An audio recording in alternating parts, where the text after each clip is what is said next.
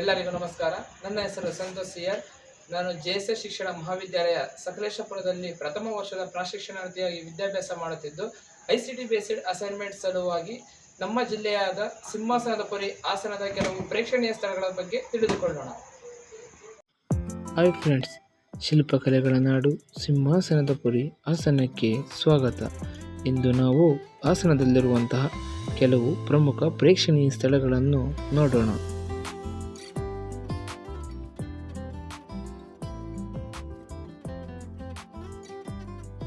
ಮೊದಲನೆಯದಾಗಿ ಬೇಲೂರು. ಸ್ನೇಹಿತರೆ, ಬೇಲೂರು ಹಾಸನದಿಂದ 38 ಕಿಲೋಮೀಟರ್ ದೂರದಲ್ಲಿದೆ ಹಾಗೂ ಬೇಲೂರು ಹಾಸನದ ಒಂದು ತಾಲೂಕು. ಇದನ್ನು ಹೊಯ್ಸಳರು ನಿರ್ಮಿಸಿದರು.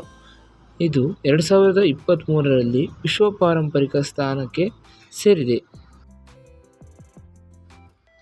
ಎರಡನೆಯದಾಗಿ ಹಳೇಬೀಡು.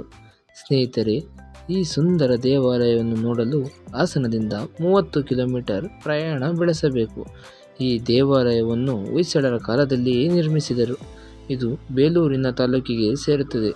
ಹಿಂದೆ ಹೊಯ್ಸಳರ ರಾಜಧಾನಿಯಾಗಿದ್ದ ದ್ವಾರಸಮುದ್ರವನ್ನು ಇಂದು ಹಳೇಬೀಡು ಎಂದು ಕರೆಯುತ್ತಿದ್ದಾರೆ. ಹಳೇಬೀಡು 2023ರಲ್ಲಿ ವಿಶ್ವ ಪಾರಂಪರಿಕ ಪಟ್ಟಿಗೆ ಸೇರಿದೆ. ಮೂರನೆಯದಾಗಿ ನೋಡುವುದಾದರೆ ಬಿಸಿಲೆ ಘಾಟ್. ಸ್ನೇಹಿತರೆ, ಇದು ಹಾಸನದಿಂದ 85 ಕಿಲೋಮೀಟರ್ ದೂರದಲ್ಲಿದೆ. ಇದು ಸಕಲೇಶಪುರಕ್ಕೆ ಸೇರುತ್ತದೆ ಹಾಗೂ ಸಕಲೇಶಪುರವು ಹಾಸನದ ಒಂದು ತಾಲೂಕು. ಸ್ನೇಹಿತರೆ, ವಿಶೇಷವೆಂದರೆ ಕರ್ನಾಟಕದಲ್ಲಿ ಬಿಸಿಲೆ ಘಾಟ್ ಇರುವುದು ನಮ್ಮ ಹಾಸನದಲ್ಲಿ ಮಾತ್ರ. ನಾಲ್ಕನೆಯದಾಗಿ ನೋಡುವುದಾದರೆ ಗೊರೂರು ಡ್ಯಾಮ್. ಸ್ನೇಹಿತರೆ, ಇದು ಹಾಸನದಿಂದ ಸುಮಾರು 24 ಕಿಲೋಮೀಟರ್ ದೂರದಲ್ಲಿದೆ. ಇದು ಹಾಸನದ ಮತ್ತೊಂದು ತಾಲೂಕಾದ ಅರಕಲಗೂಡಿಗೆ ಸೇರುತ್ತದೆ. ಗೊರೂರು ಡ್ಯಾಮ್ ಕಾವೇರಿಯ ಉಪನದಿಯಾದ ಹೇಮಾವತಿ ನದಿಯಿಂದ ನಿರ್ಮಿತವಾಗಿದೆ. ಐದನೆಯದಾಗಿ ನೋಡುವುದಾದರೆ ಹರನಹಳ್ಳಿ ದೇವಾಲಯ. ಸ್ನೇಹಿತರೆ, ಇದು ಹಾಸನದಿಂದ ಸುಮಾರು 71 ಕಿಲೋಮೀಟರ್ ದೂರದಲ್ಲಿದೆ. ಇಲ್ಲಿ ಶ್ರೀ ಲಕ್ಷ್ಮೀ ನರಸಿಂಹಸ್ವಾಮಿ ದೇವಾಲಯವಿದೆ. ಆರನೆಯದಾಗಿ ನೋಡುವುದಾದರೆ ಜೇನುಕಲ್ಲು-ಗುಡ್ಡ. ಇದು ಹಾಸನದಿಂದ ಸುಮಾರು 61 ಕಿಲೋಮೀಟರ್ ದೂರದಲ್ಲಿದೆ.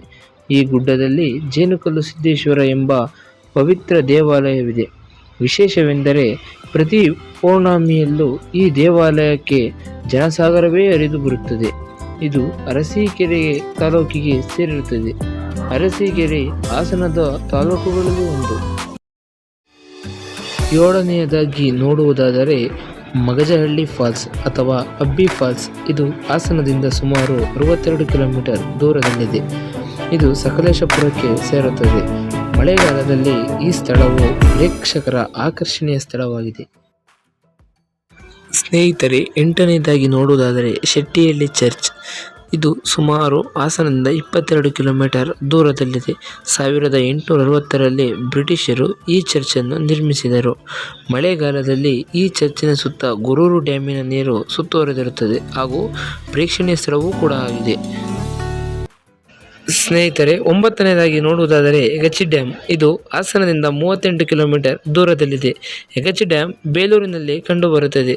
ಈ ನದಿಯು ಬಾಬಾಬುಡ್ನಗಿರಿಯಲ್ಲಿ ಹುಟ್ಟಿ ಗೊರೂರು ಹತ್ತಿರ ಹೇಮಾವತಿ ನದಿಗೆ ಸೇರುತ್ತದೆ. 10ನೆಯದಾಗಿ ನೋಡುವುದಾದರೆ ಮುಂಜಿರಾಬಾದ್ ಕೋಟೆ. ಇದು ಹಾಸನದಿಂದ 44 ಕಿಲೋಮೀಟರ್ ದೂರದಲ್ಲಿದೆ. ಈ ಕೋಟೆ ಸಕಲೇಶಪುರದ ಹತ್ತಿರ ಬರುತ್ತದೆ. ವಿಶೇಷವೆಂದರೆ ಟಿಪ್ಪು ಸುಲ್ತಾನ್ ಈ ಜಾಗಕ್ಕೆ ವಿಶ್ರಾಂತಿಗಾಗಿ ಬರುತ್ತಿದ್ದರು ಎನ್ನಲಾಗಿದೆ. ಕೊನೆಯದಾಗಿ ನೋಡುವುದಾದರೆ ಶ್ರವಣಬೆಳಗೊಳ. ಈ ಸ್ಥಳವು ಜೈನರ ಪವಿತ್ರ ಯಾತ್ರಾ ಸ್ಥಳವೆಂದು ಕರೆಯಲಾಗುತ್ತದೆ. ಶ್ರವಣಬೆಳಗೊಳದಲ್ಲಿ 4ನೇ ರಾಚಮಲ್ಲನ ಮಂತ್ರಿಯಾಗಿದ್ದ ಚಾವುಂಡರಾಯನು ನಿರ್ಮಿಸಿದ ಏಕಶಿಲಾ ಗೋಮಟೇಶ್ವರ ಮೂರ್ತಿ ಇದೆ ಹಾಗೂ ಪ್ರತಿ 12 ವರ್ಷಕ್ಕೊಮ್ಮೆ ಮಹಾಮಸ್ತಕಾಭಿಷೇಕವೂ ನಡೆಯುತ್ತದೆ.